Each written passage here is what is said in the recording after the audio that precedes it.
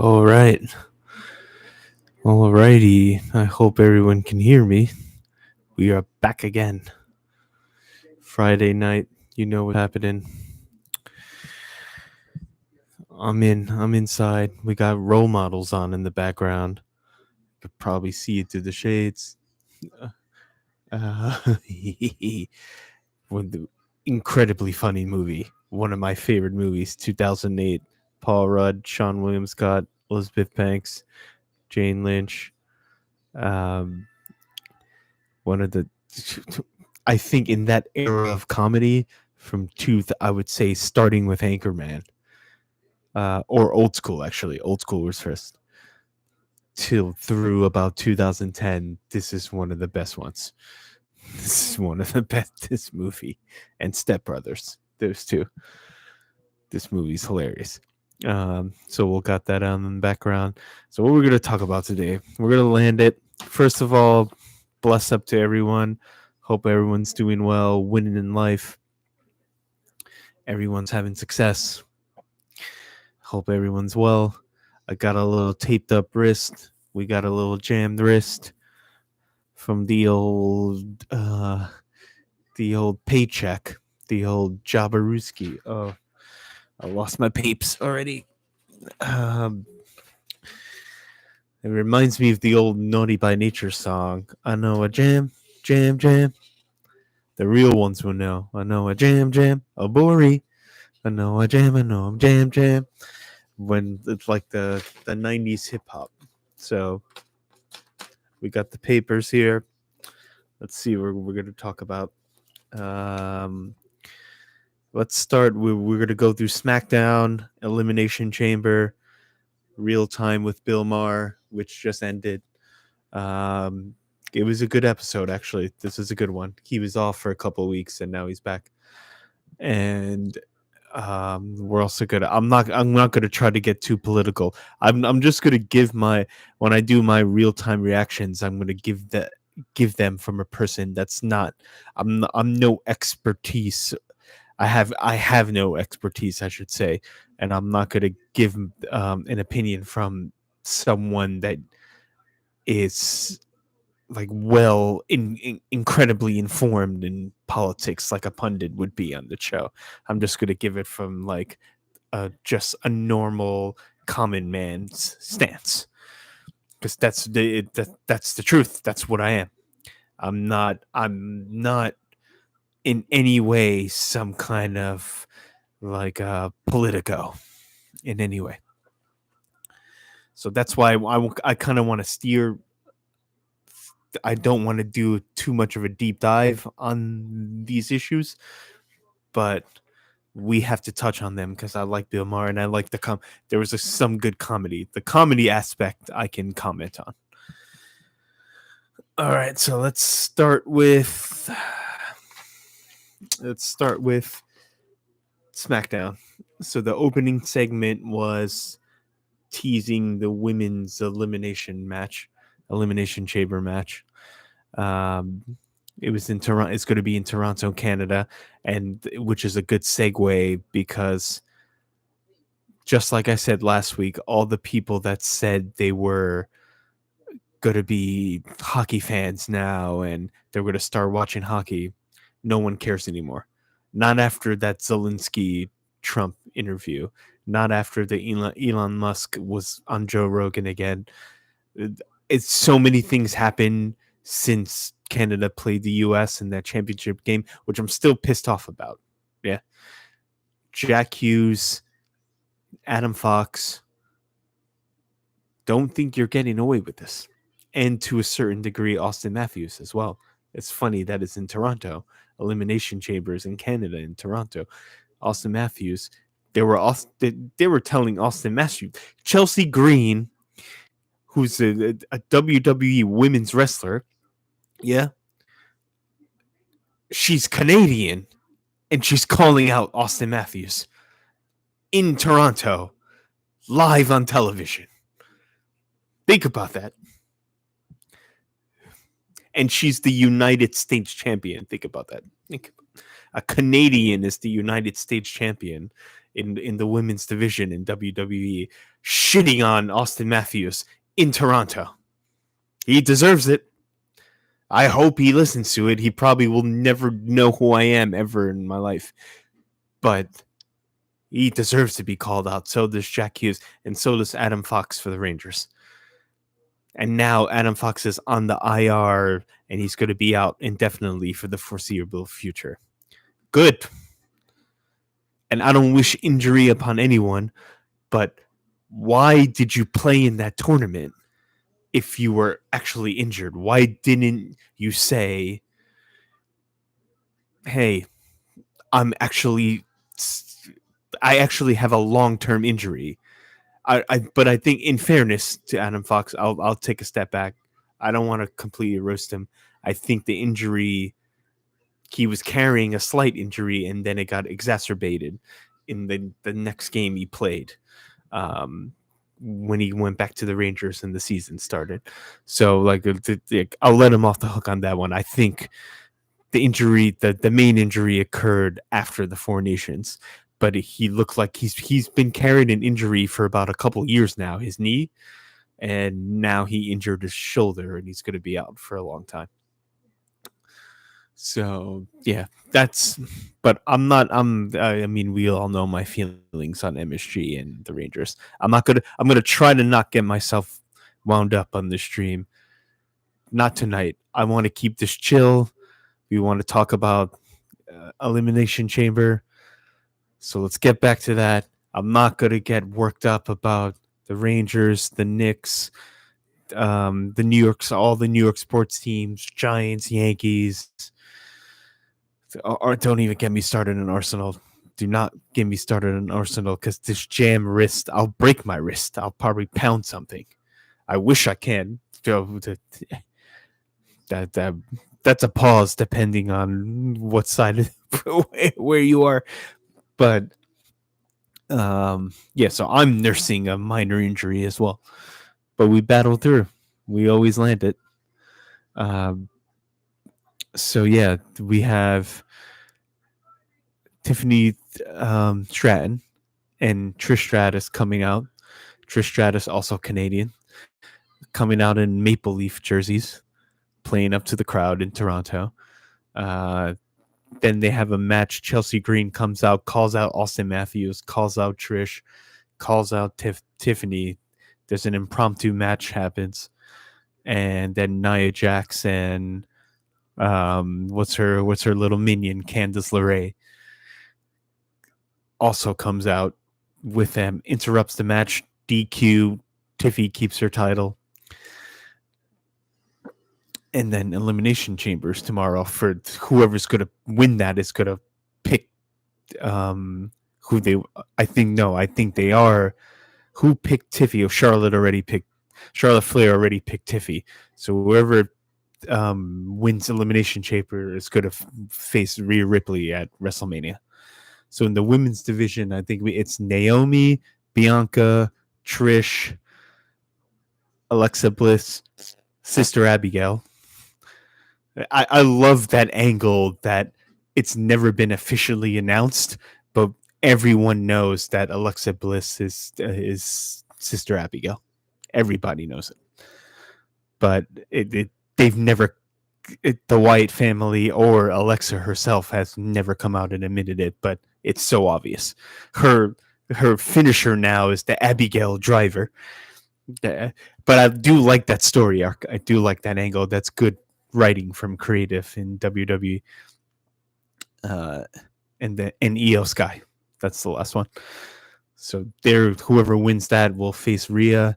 And then on the men's side, another men's segment, Damian Priest, McIntyre, Drew McIntyre, Damian Priest, CM Punk, Cena, and Seth Rollins. Did I get all of them? Rollins, Cena, Punk, Priest, McIntyre. I'm missing one more person. There's 6. I might have to look that up, actually. I should know this, though. Damn it. So they all came out Yeah, everyone was there tonight at Smackdown because Smackdown was also in Toronto because Elimination Chamber is tomorrow. Now, who do I think? The women? Who's going to face Ripley? I'm going Bianca. I think it's going to come down to Naomi and Bianca. Um, Liv. Oh, no, Raquel is in it too, I think. Is she? No, she's. Let's see. Let me get this correct. Elimination Chamber, yeah.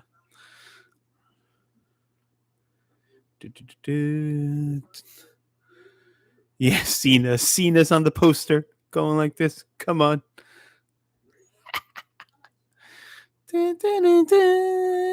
Oh, Logan Paul. I should have known that. He came up. Logan Paul, who's now full-time WWE, which I've been saying for years. And that's part of the reason I started this channel is so this is like a receipt draw for Spite. Basically, I'm going full Larry David, the Spite store. I don't care about making money or growing this channel or I would like to build a community, yeah, of people, of subscribers, and get people get in the chat. Yeah, I like that. That I love. But I don't care about clicks, views, shares, money, donations, super chats. I don't care about any of that. Uh, but Logan Paul is the sixth guy that was missing, and he's when I said 2 years ago. So this channel is a receipt draw made for Spite, so that I can say, look what Bobby A said 3 years ago when I called it. I called it 2 years ago. I said Logan Paul should give up the real combat sports like the MMA, the boxing, give that all up and just become a full-time WWE wrestler because he's actually really good at wrestling. He's a good heel, he's a good villain, and he's actually an excellent wrestler, in-ring performer. Then what happens 2 years later? Logan Paul announces, I'm full-time WWE now. Who said it? I got the text receipts, but now I can go back to this channel always. And I said, yeah, guess who was right again? Bobby A. And speaking of that, I don't know. Should I change this? People, let me know. Should I change this? Bobby After Dark has a good ring to it because it's BAD, the acronym. Bad, Michael Jackson, Smooth Criminal, Moonwalking. Ow! Or should I be Bobby at Night? BAN, ban, because I got shadow banned again. The Cronkies didn't get me this time. MSG didn't get me this time. It was Clear Lake Capital, the private equity firm with Blue Co that owned Chelsea Football Club. They got me this time. Oh yeah, third shadow ban, deleting my comments across social media. They're invisible. Only I can see it. And anytime I mention any of the key names, and it's once again, I'm not insulting. I never say there's no swear words. There's no insults. There's nothing but the truth. Nothing but the truth, the whole truth, or it's the truth, the whole truth, and nothing but the truth. So help you God. Yeah. And it's like Tom Cruise. You can't handle the truth. I want the truth. Colonel Jessup. Few good men. Let's have it right. Now, Clear Lake is coming from me. Why do all these people know who I am? Why? I'll tell you why. Because I'm saying things that maybe you would argue that someone that wants to protect their image don't want to hear. They don't want out there on the internet. Why are these comments getting deleted? Or not? They're not removed. They're just being, I would say, made muted That's the word. They're muted from the public. So when I log into my own account, I can see the comments, which I think is nasty work by them, because you think that your comment is visible for everyone. But then when I go on other accounts, when I ask other people to just check out this video and see if you can see my comment, can't see it. Can't see it. Can't see any of my posts or any of my comments. When I talk about Blueco, Clear Lake Capital, Eldridge, Cronky Sports and Entertainment, MSG Corporation, James Dolan. Yeah, well, we name and shame. We name and shame here. I mean, I've been banned. This is the third time already. So who gives a fuck at this point? Who gives a shit? Oh, sorry. I was getting my papers on the desk here. So yeah. So should it be BAN, Bobby at night, or BAD, Bobby after dark? I'm still deciding. This scene is hilarious. All right, so where was I? I went on like 3 tangents already. Fucking hell.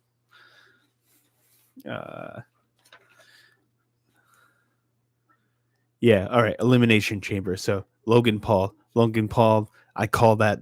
Now for the women's prediction, I think it's going to be Bianca. The men's prediction. So Uso is fighting Gunther at WrestleMania for the WWE, the World Heavyweight. So who's going to fight Cody? Whoever wins elimination is going to fight Cody. So I think it's not going to be Priest. Even though I think I would pick him if just as a fan, I would pick Priest.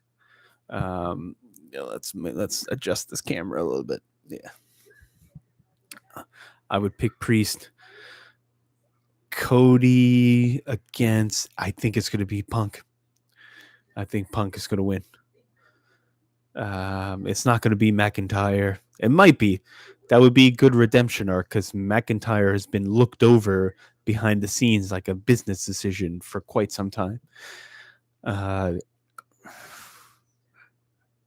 Punk. It's going to be Punk or Rollins for me. I forgot about Cena. I don't know, man. I don't think they'll give it to Cena, because if Cena wins Elimination Chamber, the reason why I could just tell right off the bat, if Cena wins Elimination Chamber, immediately you know he's going to lose at WrestleMania. So there's no jeopardy, there's no suspense, there's no thrill at WrestleMania, because everyone knows he's retiring. So there's no chance he's going to win against Cody Rhodes at WrestleMania.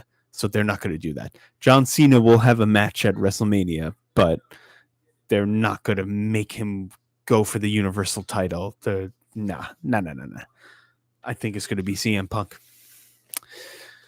That would be quite something, because CM Punk had it before. CM Punk tore his tricep and was out for like 6 months. He was in line to get like a big push after he had one of the biggest pops on his return in 2000 or late 2023. What was the Survivor Series? No, not Survivor Series. Why am I blanking on the name again? Damn it. That's why you gotta. This is why the grass, man. I'm just gonna call you. Just gotta call it how it is. You gotta call myself out at some time. What the fuck is the name of the last? It is Survivor Series. Yeah. Hold on. And yeah, live. Oh, Owens versus Zayn. We got to talk about that too. November WWE PL. I'm never ready. I'm never ready. Oh, come on, man.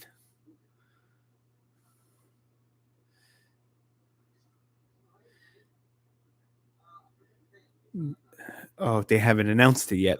All right, that's why I didn't know. All right, so yeah, we're fine. There's one in Paris this year, eh?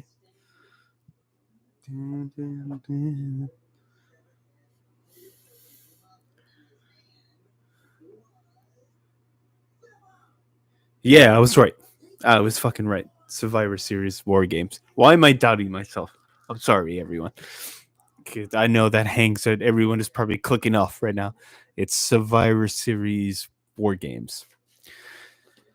I was right. So his return, and then at the Royal Rumble, when Punk came back at the Royal Rumble, he tore his tricep, and he's done. He's done now. And so he had his story arc had to completely change, which is crazy for wrestling.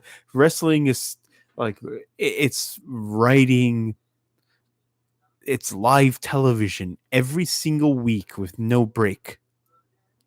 And a major injury or a personal, sometimes there's personal issues behind the scenes, can change the trajectory of the entire, like, not just story for one person, for an entire like division. It's wild. That's why wrestling is the best, man. It's anything can happen at any time. The Hardy Boys are back. They came back on NXT. The Hardy Boys are back in WWE after being in TNA. Think about that, dude. On a random fucking Tuesday in the middle of February, the Hardy Boys come back. The crowd was going nuts on NXT, which is, I would say, like the second division, like the more of a developmental league. But I think there's something coming out in a couple weeks called Evolve, which is going to be the main developmental league for the younger wrestlers, because most of the wrestlers that you see on TV are in their like late 20s to early 40s. This is not like American sports where you're 18 years old and you're a professional NBA player. Nah, nah, nah, nah, nah. In wrestling, you got to put in the hard yards. We talked about this already.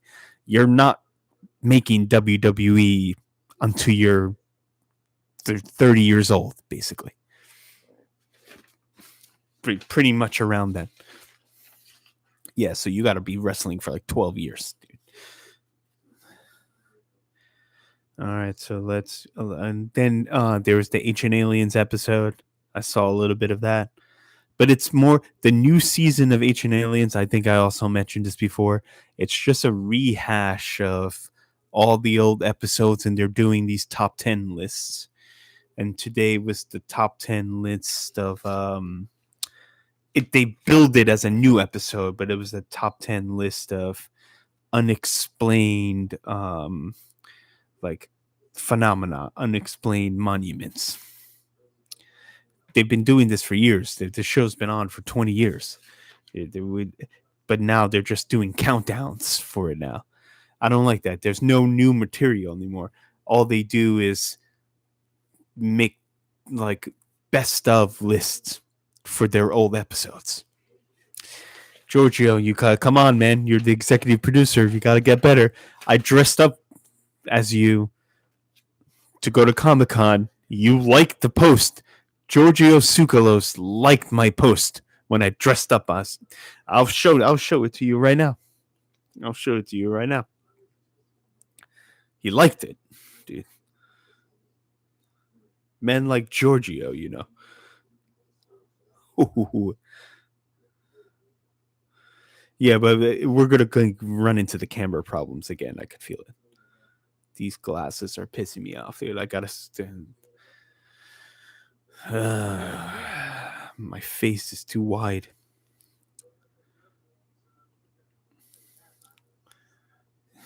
Too, yeah. Too. Is he verified now? Come on, big up to Toodle. USA, baby.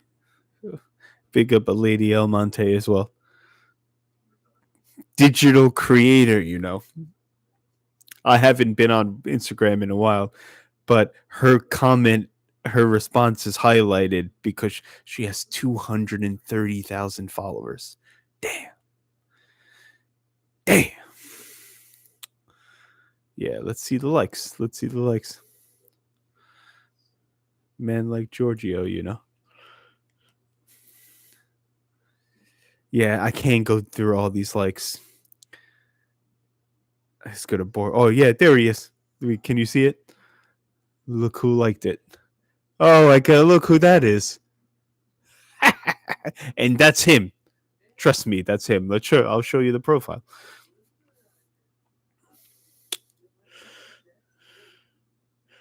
Yeah, that's the real Giorgio. It's the real one. And here's the photo. Yeah, we land it all the time, dude. I show you the proof. There's the costume. Oh yeah. Oh yeah. And look at Giorgio in the background, his picture. That's what I'm talking about, baby. So yeah, Giorgio knows I love him. Big up GT, excuse me, every single time.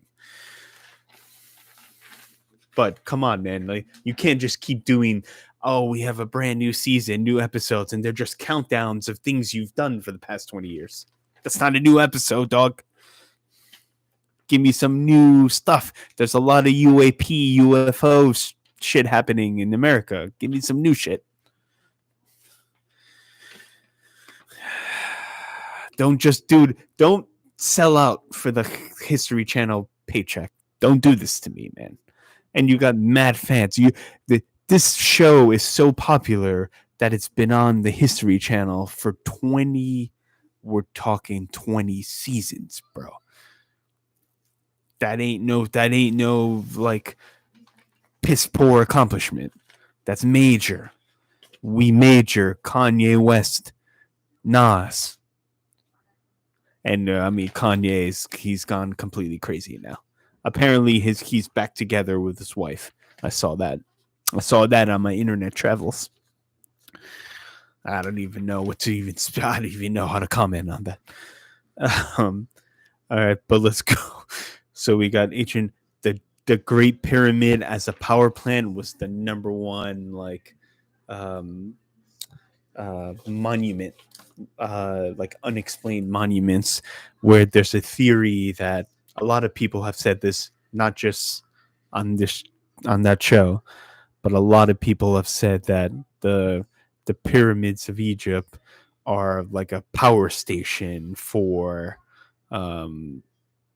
interdimensional or extraterrestrial crafts that they come in.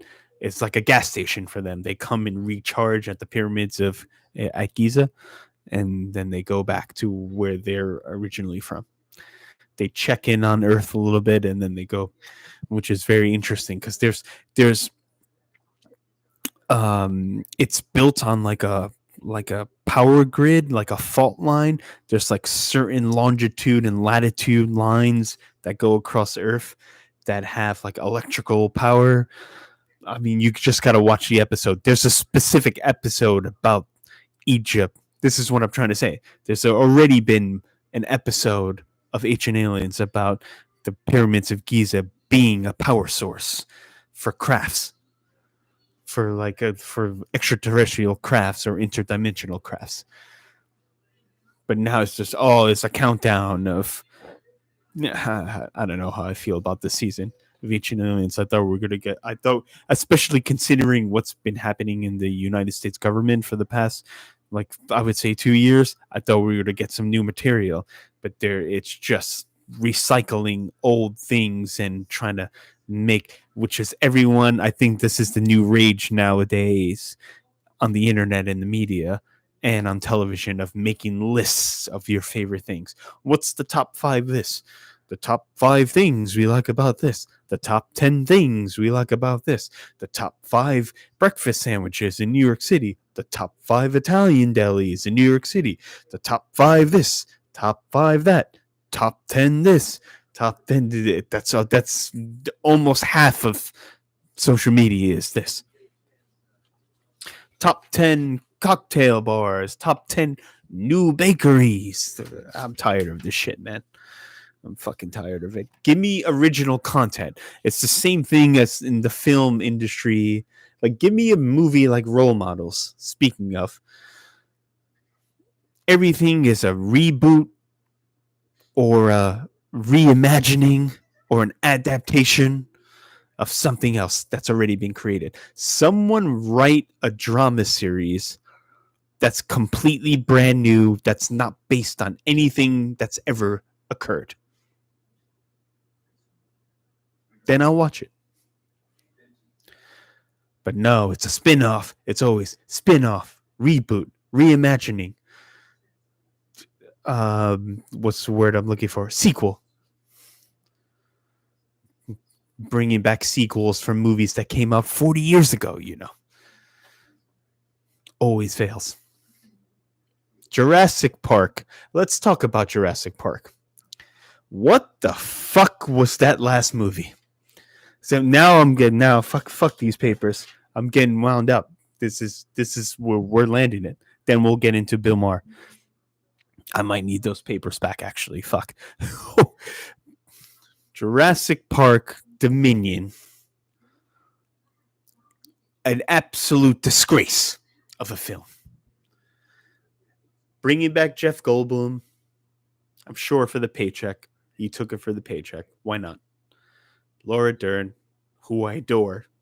I saw her live in like a personal career symposium at Lincoln Center. Liam Neeson was sitting behind me, right behind me. Yeah. So I can tell Liam Neeson is a fan of actors. I respect that.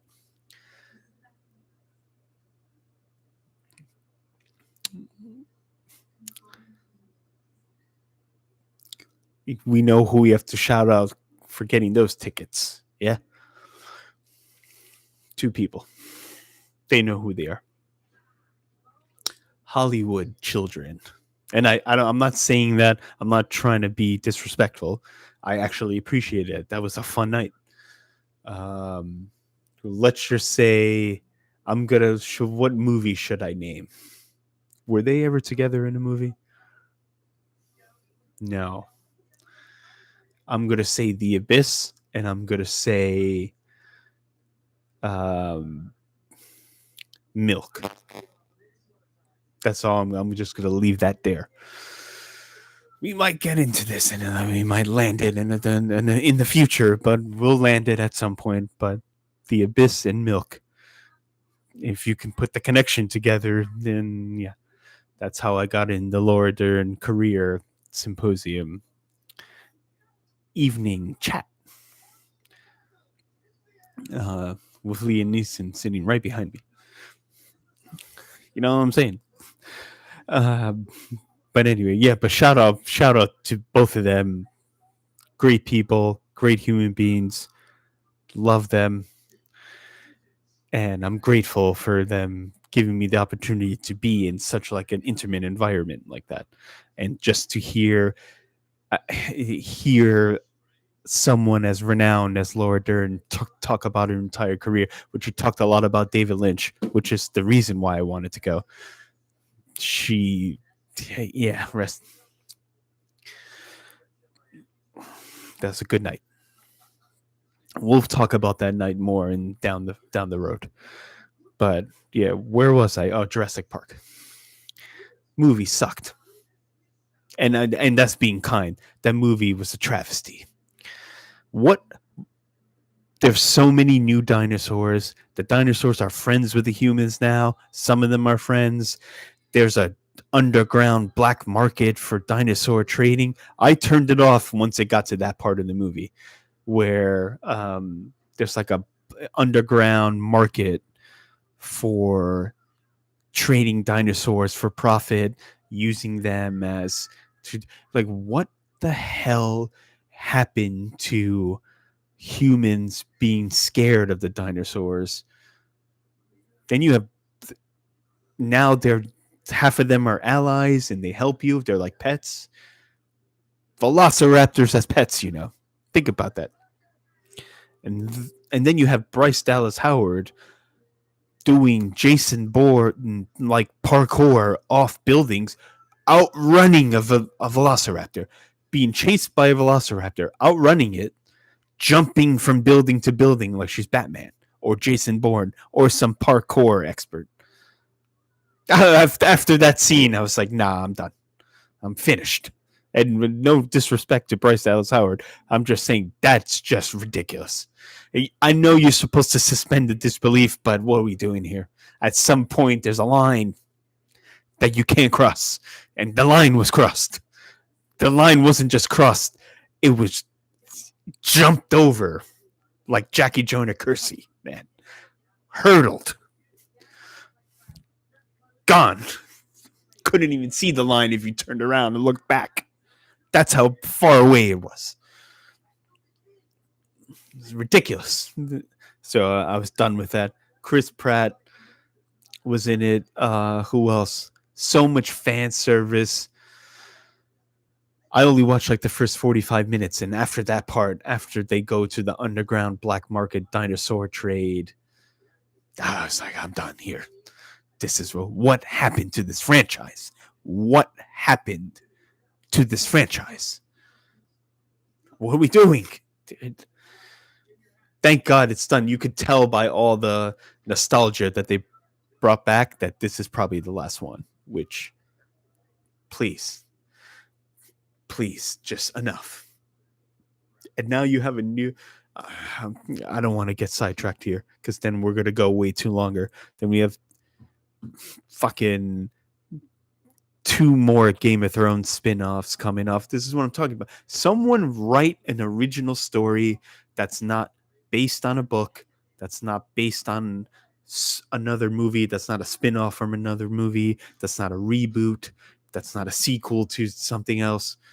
Someone make an action movie or a drama that's completely original. The only thing that's original now are comedies, because I think there's an inherent sense that you can't recycle jokes because that's plagiarism. You can't make Back to School Rodney Dangerfield again and then just use the same lines in the movie. It's not going to work. It's not that people will be like, what is this? But you can do that with and like a sci-fi or a fantasy series, a sci-fi series, which is a travesty. There's so much content out there for science fiction and fantasy. Why are you recycling old material? Drama, I could get it a little bit, but it's lame. Comedy and horror are the only 2 original scripts that are being written now. Everything else is based on something that's already established. It's nauseating, man. It's so that's why I only watch comedy, sports, and horror. And well, I watch Bill Maher because he is a stand-up comedian. I don't watch drama series anymore because it's all the same formula. It's the same shit over and over and over again, regurgitated. Same shit. Okay, The Sopranos, the Breaking Bad, and Ozark are the same series. They just have different characters and take place at different parts of the country. All 3 of them are the same show, though.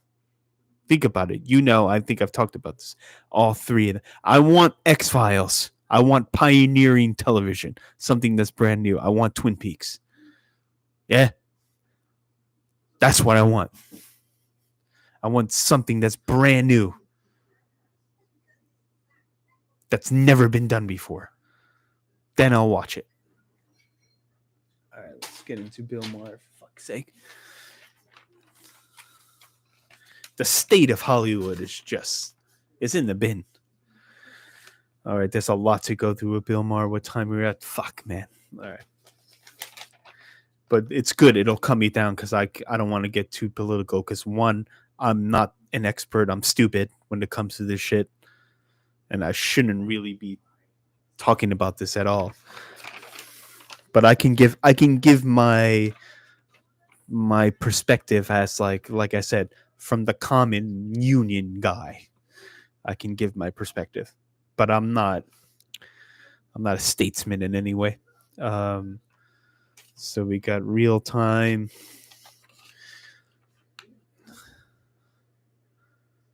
I got new glasses coming, people. I can't. These are. I like them. I like the reflection, but they just. God. They don't fit properly, as you can see. It pisses me off. So we got the monologue. There's a lot of Oscar jokes. I just went on a Hollywood rant. I don't have to go into it, how ridiculous the Oscars are.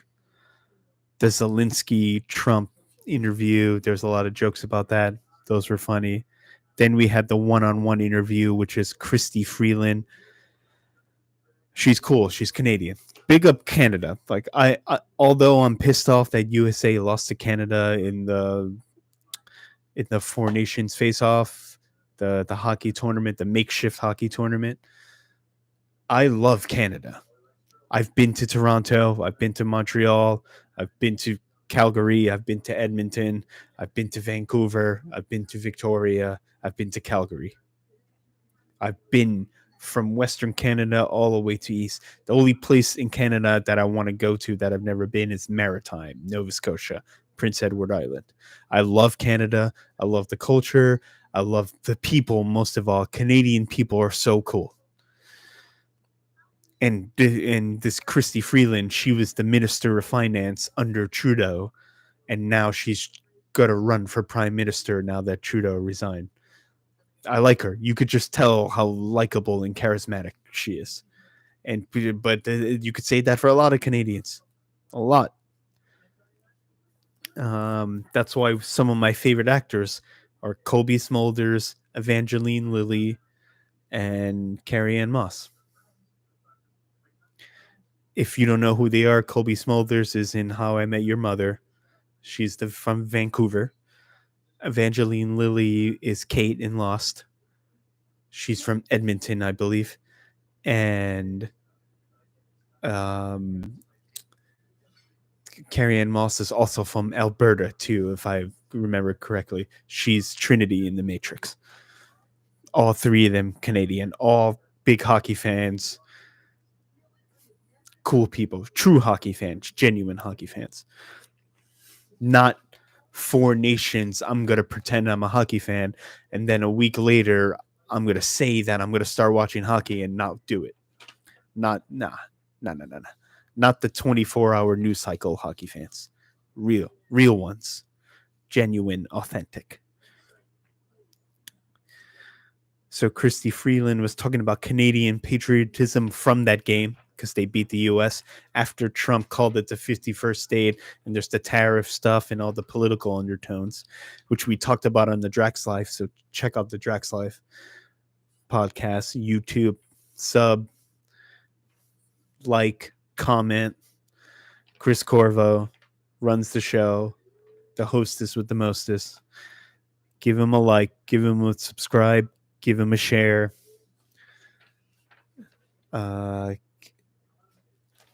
We talked about this.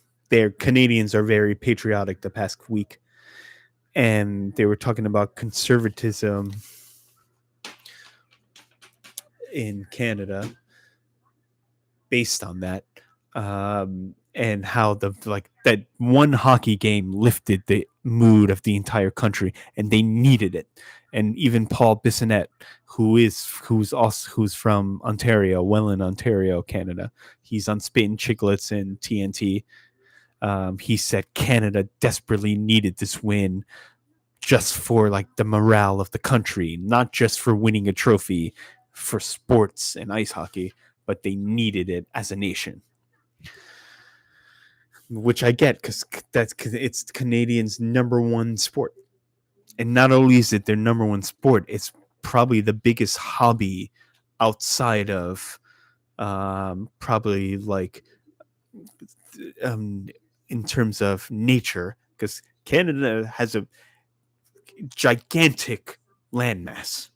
So in terms of exploring nature, like um, what's the place in Alberta by Calgary? Banff National Park. So I would say outside of Mother Nature, outside of hiking, skiing, like nature activities, hockey is the biggest hobby that anyone has in Canada. To the point where I think about in the Olympics when the USA, and this was even 15 years ago, so this was a long time ago, when USA played Canada in the Olympic gold medal game, uh, 60% of the entire country of Canada was watching that game. 60% of the country was watching a hockey game. Over half the entire nation was watching that game. That would never happen. That doesn't even happen in the US for the Super Bowl. Over half the country was either at a bar watching the game, at the game, or at home watching it on TV. Insane. And that was 15 years ago. For this, I don't know the numbers for this game, but it was probably similar. And it was because of the political undertones of what was happening. So they talked about that. And the Canada-U.S. relations, she was talking about how she wants to rebuild the relationship with America because it's kind of breaking down right now. Donald Trump's regime has a lot to do with that.